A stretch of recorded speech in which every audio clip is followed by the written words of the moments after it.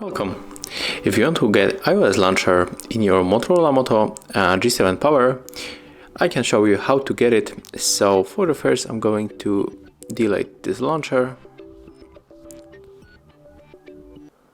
And as you can see right now, we are back with our default Motorola launcher. It is the stock Android, as you can see.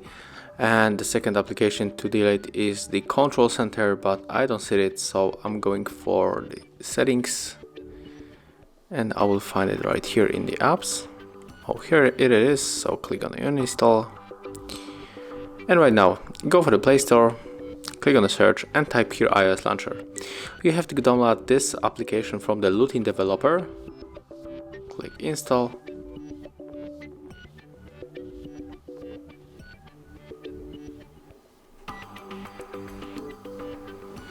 Tap on the open.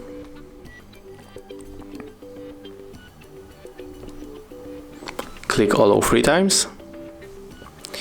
And then click on the control center. We have to turn off this ad. Right here. Click on the OK. And install also the control center.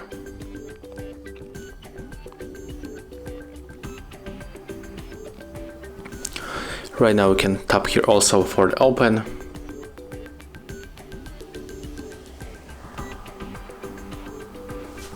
Use the switcher, go back and click right here. Select iOS launcher and tap on the always. Click on the we got it. And as you can see right now we got our iOS launcher.